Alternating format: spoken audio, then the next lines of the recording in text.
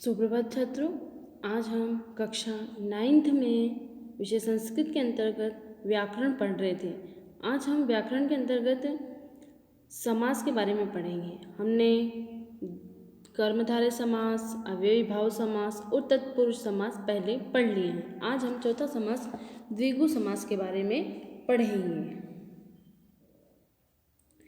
तो हम द्विगु समास के बारे में पढ़ने से पहले हम जानते हैं कि इसकी परिभाषा को, कि द्विगु समासस्य परिभाषा संख्या पूर्वो द्विगु, यानी कि द्विगु समास में इसकी जो परिभाषा है वो क्या है, संख्या पूर्वो द्विगु। संख्या पूर्वो द्विगु इति पाणिनीय सूत्रानुसार यदा कर्मधारयस्य समासं पूर्वपद संख्यावाची और उत्तरपदञ्च संज्ञावाची भवति तदा सह द्विगु समास कथयते।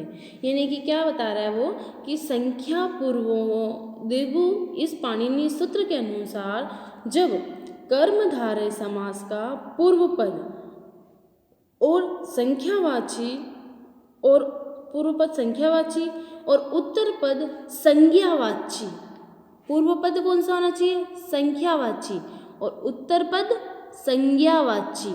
संख्या और संज्ञा दोनों अलग अलग हैं, तो पूर्व पद संख्यावाची और उत्तर पद संज्ञावाची हो तब वह द्विगु समास कहा जाता है। इसका हिंदी अर्थ देखेंगे हम कि संख्या पूर्व द्विगु, यानी कि इस पाणिनीय सूत्र अनुसार जब कर्मधारय समास का पूर्व पद संख्यावाची और उत्तर पद संज्ञावाची हो तो वह द्विगु समास कहा जाता है। अयम समासः प्रायः समूहार्थे भवति। यह समास समूह अर्थ में होता है, यानी कि समूह में, यानी कि एक ग्रुप बना के जो होते हैं ना, ग्रुप होते हैं ना सबके अलग अलग ग्रुप समूह, तो उस समूह में यह होता है। समस्त पदम सामान्यतया नपुंसकलिंगस्य एकवचने अथवा स्त्रीलिंगस्य एकवचने भवति। यानी कि समस्त पद जो होते हैं इसके वो सामान्यतः क्या होते हैं, नपुंसकलिंग एक वचन में अथवा स्त्रीलिंग एक वचन में ही इसके पद होते हैं। अस्य विग्रहे षष्ठी विभक्तेः प्रयोगम क्रियते। यानी कि इसके विग्रह में कौन सी विभक्ति, षष्ठी विभक्ति का प्रयोग इसमें किया जाता है। अब हम देखेंगे इसके उदाहरण, कि सबसे पहला इसका उदाहरण चतुर्युगम। क्या है इसका उदाहरण है, चतुर्युगम। चतुर्युगम में क्या बता रहा है वो, कि चतुराणाम योगानाम समाहारम। पहले हमने क्या किया कि संख्यावाची पहला पद कौन सा, कर्मधारय समास के अंतर्गत इसमें हम देखते हैं कि संख्यावाची, तो संख्या आ रही है अगर इसके अंतर्गत अगर, तो क्या हो रहा है, ये चतुर यानी कि चार संख्या आ रही है ये इसमें, तो चतुर यानी कि चार, तो चार युगों का समूह, यानी कि चतुराणाम युगानाम समाहारम, यानी कि चार युगों का समूह। अगला हमारा पंचपात्रम, तो पंचानाम पात्राणाम समाहार, यानी कि पांच पात्रों का समूह। पांच जो पात्र हैं, कोई भी पात्र ले लीजिए आप, पांच, तो पहले इसकी क्या हमने जब व्याख्या देखी, इसका अर्थ देखा, तो उसमें बताया ना कि यदि कर्मधारय पूर्व पद संख्यावाची होना चाहिए और उत्तर पद क्या होना चाहिए, संज्ञावाची। तो पूर्व पद संख्या आ रही है इसमें, चतुर, पंच, त्रि, षट, पंच, सप्त, तो उसी प्रकार से ये प्रथम पद इसका संख्यावाची और द्वितीय पद उत्तर पद जो है बाद का वो क्या होना चाहिए, संज्ञावाची होना चाहिए। ठीक है, उसी प्रकार हम देखेंगे त्रिभुवनम, तो त्रयाणाम भुवनानाम समाहारः, तीन भुवनों का समूह, यानी कि तीन जो भुवन है वहाँ पर, तो तीन भुवनों का समूह वो क्या कहलाएगा, त्रयाणाम भुवनानाम समाहारः, तीन भवनों का समूह। यानी कि जितने भी, अगर वहाँ पे ये क्या है, त्रि है, त्रि से ज़्यादा होना चाहिए, कम इसमें नहीं होते हैं, इसलिए क्या है, शाण मातुरः, तो षणाणाम मात्राणाम अप्यम पुनः, यानी कि सभी माताओं का मिलन हो रहा है। अगर वहाँ पे सभी माताओं का एक ग्रुप है तो सभी माताओं के लिए अपत्यम पुनः नाम आ रहा है। उसी प्रकार हम देखेंगे पंचगवम, पंचगवम तो पंचानाम गवानाम समाहार, गवाम यानी गाय, गवाओं को किस लिए लिया है इसमें कि पंचगव यानी कि 5 गायों का समूह, तो पंचानाम गवानाम समाहार। सप्तग्रामम, सप्तग्रामम तो सप्तानाम ग्रामाणाम समाहार यानी कि 7 गांवों का समूह। पंचकुमारी तो पंचानाम कुमारीणाम समाहार यानी कि 5 कुमारियों का समूह। इसके अंतर्गत हम देखते हैं एक सूचना नोट भी है इसमें ये कि समाहार अर्थ में समास में एक वचन ही रहता है, अन्य वचन इसमें नहीं होते हैं। और समास अगर है ये कि भाई द्वंद्व समास अगर इसके अंतर्गत द्विगु समास के अंतर्गत अगर दिए हुए हैं तो द्विगु समास अगर है हमारा तो द्विगु समास होने पर क्या होता है, ये नपुंसकलिंग या स्त्रीलिंग बन जाते हैं। जैसे त्रिलोकम तो त्रिलोकम क्या हो जाएगा, त्रिलोकी। चतुर्युगम, शताब्दी, दशाब्दी, पंचवटी तो ये सब क्या है इसी के उदाहरण कि पंचवटी तो पंचानाम वटानाम समाहार तो क्या कहलाएगा वो कि 5 वटों का समूह। चतुर्युगम वही अभी आपको बताया था चतुर्युगम का कि 4 युगों का समूह है ना, तो वो क्या कहलाएगा चतुर्युगम। शताब्दी तो शतानाम अब्दानाम समाहार यानी कि 100 वर्षों का समूह। शताब्दी के अंदर क्या आएगा 100 वर्षों का समूह। इसी प्रकार से हम इसके बहुत से उदाहरण और भी हैं, वो आप अपनी कॉपी में इन्हें लिख लेंगे और पढ़ेंगे तथा समझेंगे। अगला समास है हमारा बहुव्रीहि समास। अगला कौन सा समास है हमारा बहुव्रीहि समास। तो इसमें हम देखेंगे कि अन्य पदार्थ प्रधानो बहुव्रीहि, इसका सूत्र क्या है कि अन्य पदार्थ प्रधानो बहुव्रीहि यानी कि जिस समास में अन्य पद के अर्थ की प्रधानता होती है उसे बहुव्रीहि समास कहते हैं। कि जिस पदार्थ में अन्य पद कोई अलग पद है तो उसकी समानता अगर अर्थ की प्रधानता हो रही है उसमें तो क्या है बहुव्रीहि समास। और दूसरे शब्दों में भी हम कह सकते हैं कि जो पद समस्त हो वे अपने अर्थ का बोध कराने के साथ साथ अन्य किसी व्यक्ति या वस्तु का बोध कराते हुए विशेषण की तरह काम करते होते हों तो उसे हम बहुव्रीहि समास कहेंगे। अब बहुव्रीहि समास के कितने 4 भेद हैं। पहला है समानाधिकरण, दूसरा है तुल्य या योग, और चौथा है व्याधिकरण, तीसरा है व्याधिकरण और चौथा है व्यतिहार। तो ये चारों इसके भेद हैं। तो अब हम इसके चारों भेदों के अंतर्गत हम देखते हैं कि समानाधिकरण के अंतर्गत हम देखेंगे पहले कि समानाधिकरण बहुव्रीहि समास है ना। अब हम इसमें देखते हैं समानाधिकरण बहुव्रीहि समास में हम देखते हैं कि यदा समासस्य पूर्वोत्तर पदयोः समान विभक्ति यानी कि प्रथमा विभक्ति भवति तदा स समानाधिकरण बहुव्रीहि भवति, कि जब समास के पूर्व पद और उत्तर पद में समान विभक्ति अथवा प्रथमा विभक्ति होती है तब वह क्या कहलाता है समानाधिकरण बहुव्रीहि समास। अब हम इसका उदाहरण के तौर पे देखेंगे। पहला इसका प्राप्त समस्त पद के अंतर्गत हम देखते हैं कि प्राप्तोदकः ग्रामः, तो क्या होगा इसका समास विग्रह कि प्राप्तम उदकम यम सह यानी कि जिसको जल प्राप्त हो गया हो ऐसा गांव। हतशूत्रः राजा यानी कि तो इसका समास विग्रह हुआ हताः शत्रव येन सह यानी कि हताः शत्रु येन सह यानी कि मार दिए हैं शत्रु जिसने वह राजा। अगला है हमारा दत्त भोजन भिक्षुक, दत्त भोजन भिक्षुक तो दिया गया है भोजन जिसे वह भिक्षुक, तो दत्त भोजनम यश में सह कि जिसे दिया गया हो भोजन वह भिक्षु। पतित पर्णः वृक्षः तो गिर गए हैं पत्ते जिसके, तो वह क्या है अर्थात वृक्ष के पत्ते किसके गिर जाते वृक्ष के, तो पतितम पर्ण यस्मात् सह कि जिसके पत्ते गिर गए हों अर्थात वह क्या है वृक्ष। अगला है हमारा दशानन दशाननः यानी कि रावण कि 10 हैं मुख जिसके वह, तो किसके हैं 10 मुख? रावण के। तो 10 आननानि यस्य स कि 10 आननानि यस्य स यानी कि जिसके मुख हैं 10 वो कौन है? रावण। वीर पुरुषः ग्रामः कि वीर पुरुष है जिसमें वह, तो कौन से गांव, तो क्या है वह? गांव कि गांव में वीर पुरुष है। तो वीराः पुरुषाः यस्मिन् ग्रामे स यानी कि वीर पुरुष है जिसमें वह है गांव। चतुर्मुखम तो चतुर्मुख 4 मुख किसके हैं? तो ब्रह्मा जी के कितने मुख हैं? 4 मुख हैं। तो चतुर्मुखम तो ब्रह्मा जी के 4 मुख है कि 4 मुख जिसके है वह ब्रह्मा अर्थात ब्रह्मा जी।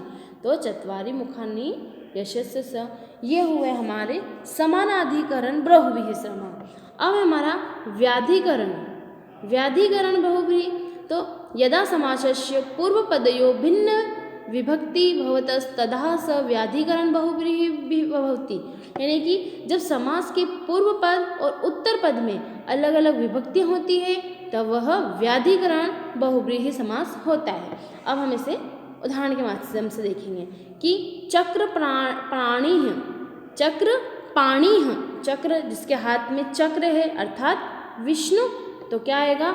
चक्रम पाणो यस्य सः कि जिसके हाथ में क्या है? जिसके हाथ में चक्र है अर्थात भगवान विष्णु। शूल पाणी है शिव, तो शूल यानी कि त्रिशूल जिसके हाथ में है वह क्या है? शिव। किसके हाथ में त्रिशूल? तो शिव के। तो शूलम पाणो हो यस्य सः कि जिसके हाथ में शूल है। धनुष पाणी है, अब जिसके हाथ में धनुष है तो धनुष पाणी किसके हाथ में है भाई? राम के हाथ में है। तो धनु पाणो यस्य स यानी कि धनुष जिसके हाथ में है। चंद्रशेखर, चंद्रशेखर यानी कि जिसके माथे पे चंद्रशेखर है। चंद्रशेखर कौन? चंद्रमा, जिसके माथे पर चंद्रमा हो या जिसके सिर पर चंद्रमा हो। तो चंद्र है शेखर यानी सिर पर जिसके वह अर्थात शिव, तो शिव के सिर पर चंद्रशेखर है। तो चंद्र शेखरे यस्य सः यानी कि शिव भगवान शिव। और रघुकुल जन्मा क्या है? रघुकुल जन्मा। अब रघुकुल जन्मा कौन है? तो रघुकुल में जो जन्मा है वह, तो रघुकुल में जन्मा है अर्थात राम कि राम रघुकुल में जन्मे हैं। तो रघुकुले जन्मस्य यस्य सः कि रघुकुल में जन्मे हैं अर्थात श्री राम। तो ये हुए हमारे व्याधिकरण। अभी हमने पढ़े थे पहले समानाधिकरण, समानाधिकार, समानाधिकार बहुव्रीहि समास, और अभी हमने पढ़े हैं व्याधिकरण। और अब हम पढ़ेंगे तुल्य योगी बहुव्रीहि समास। कौन से? तुल्य योगी। तुल्य योगी बहुव्रीहि समास के अंतर्गत हम देखते हैं कि अत्र सह शब्दस्य तृतीयांत पदेन सह समासो भवति यानी कि यहाँ सह शब्द का तृतीयांत पद के साथ समास होता है। सह शब्द का तृतीयांत सह, ये बात हमें ध्यान रखना है कि सह है ना। तो अब हमारे पद हैं इसके समस्त पद में सपुत्र, सपुत्र कि पुत्र के साथ है जो वह सपुत्र यानी कि पुत्र, तो पुत्रेण सहति यह सह की पिता। सबांधवः, अब सबांधव तो बांधवों के साथ है जो वह, तो कौन है? अपने बंधुओं के साथ, भाई बंधुओं के साथ पुरुष, तो बांधवे सहति यह सह यानी कि पुरुष।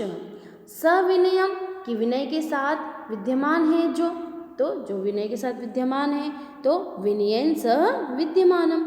सादरम यानी कि जिसका आदर के साथ विद्यमान है जो, कि आदर के साथ ये व्यक्ति विद्यमान है तो आदरेण सह विद्यमानः। सपत्नीकः वशिष्ठः तो पत्नी के साथ वर्तमान है जो, तो पत्नियां सह वर्तमान। अगला है हमारा, अभी हमने देखे तुल्य योगी बहुव्रीहि समान, उपमानवाचक बहुव्रीहि समास, इसका हम देखेंगे उपमानवाचक बहुव्रीहि समास के अंतर्गत। इसका समस्त पद है चंद्रमुखी। चंद्रमुखी यानी कि चंद्रमा के समान है जिसका मुख अर्थात वह चंद्रमुखी है। तो चंद्र एव मुखम यस्याः सा यानी कि चंद्रमा के समान जिसका मुख है। पाषाण हृदय यानी कि पत्थर जैसा हृदय है जिसका वह, तो क्या है इसका कि पाषाणवत हृदयम यश सह। इसी प्रकार हमारे बहुव्रीहि समास भी पूर्ण हुए। अब हम अंतिम समास को देखेंगे। उसमें है हमारा अंतिम और लास्ट है द्वंद्व समास। द्वंद्व समास में हम देखेंगे इसका सूत्र और इसके उदाहरण। तो द्वंद्व समास की पहले हम परिभाषा को देखेंगे सूत्र के माध्यम से। तो चार थे द्वंद्व, यानी कि द्वंद्व समास की परिभाषा है ये कि चार थे द्वंद्व। द्वंद्व समासे परस्परम शाकांक्षयोः पदयोः मध्ये च आगच्छति, अतएव द्वंद्व समास उभय पदार्थ प्रधानः भवति। यानी कि द्वंद्व समास में परस्पर आकांक्षा युक्त दो पदों के मध्य में च आता है। यानी कि दो जो पद हैं, अगर कोई पद है और किसी को हम और करके बोल रहे हैं तो उसके बीच में और के लिए शब्द के लिए क्या आता है? च शब्द आता है। यथा धर्म च अर्थ च धर्मार्थो, तो अत्र पूर्व पदम धर्म, उत्तर पदम अर्थ, अन्यो पदम में क्या आएगा? द्वयोः अपि प्रधानता अस्ति। द्वंद्व मासे समस्त पदम प्रायशः द्विवचने भवति। यानी कि इसमें क्या है? दोनों आकांक्षा युक्त पदों के मध्य में क्या है? च आता है, इसलिए दोनों द्वंद्व समास और उभय पदार्थ प्रधान होता है। यानी कि धर्म च अर्थ च, यानी कि धर्मार्थ। तो यहाँ पर क्या है? पूर्व पद क्या है? धर्म, उत्तर पद अर्थ, और इन दोनों को ही प्रधानता है। तो द्वंद्व समास के समस्त पद प्रायः द्विवचन में होते हैं। द्वंद्व समास अगर है तो वह द्विवचन में ही उसके पदों को होगा। जैसे कि समस्त पद में हम देखेंगे कि हरिहरो, हरिहरो तो हरि और हर, तो हरिश्च हरश्च। इस कृष्णो तो ईशश्च कृष्णश्च। शिव केशवो तो शिवश्च केशवश्च, शिव और केशव है ना, और ईश और कृष्ण। उसी प्रकार है अगला हमारा कि माता पितरों, माता पितरों, तो माता पितरों में क्या है? माता और पिता, तो माता च पिता च। उसी प्रकार हम देखेंगे कि समाहार समूह, यानी कि अर्थे द्वंद्वमासस्य प्रायेण नपुंसकलिंग एक वचन प्रयोगे भवति। यानी कि इसमें सिर्फ आपको नपुंसकलिंग वाले में ही एक वचन का इसमें प्रयोग होता है। जैसे है पहला हमारा है पाणी पादम, यानी कि हाथ और पैर का समूह, तो क्या आएगा? पाणी च पादौ च एषा समाहारः, है ना, कि हाथ और पैर का समूह। शिरोग्रीवम तो सिर और गर्दन का समूह, तो क्या आएगा कि शिरश्च ग्रीवा च अनयोः समाहारः, यानी कि सिर और गर्दन का समूह। अब क्या है? रथिकाश्वरोहम, रथिकाश्वहोरम, तो क्या आएगा कि रथिकाश्च अश्वारोहाश्च एषां समाहारः, यानी कि रथकार और घुड़कार का समूह। इसी प्रकार हम इसके अन्य उदाहरणों को देखेंगे। इसके अन्य उदाहरण हैं, सबसे पहला है हमारा समस्त पद के हम देखते हैं कि राम केशवो, क्या है हमारा? राम केशवो, तो राम और केशव, तो रामश्च केशवश्च। भीमार्जुनो तो भीमश्च अर्जुनश्च। सीतारामो तो सीता च रामश्च, कि सीता और राम। भीमार्जुनों में भीम और अर्जुन है ना। उसी प्रकार है धर्मार्थों तो धर्म और अर्थ, तो धर्मश्च अर्थश्च। सूर्य चंद्रो तो सूर्य और चंद्रमा, तो सूर्यश्च चंद्रश्च। भ्रातरो तो भ्राता च स्वासा च, यानी कि भ्रातरो अगर इसमें बताया गया है तो भाई और बहन है ना। पुत्रो तो पुत्रश्च पुत्रिश्च, यानी कि पुत्र और पुत्र। उसी प्रकार से है इसके अगले हम देखेंगे सुखद, सुख और दुखम, तो सुखम च दुखम च, कि सुख और दुख जोड़े हैं सुख और दुख के, तो सुख च दुख च। गोव्याघ्रम, गोव्याघ्रम तो गौश्च व्याघ्रश्च, है ना, कि गाय और व्याघ्र। लाला लाभो लाभालाभो तो लाभाश्च अलाभाश्च, यानी कि लाभ और अलाभ।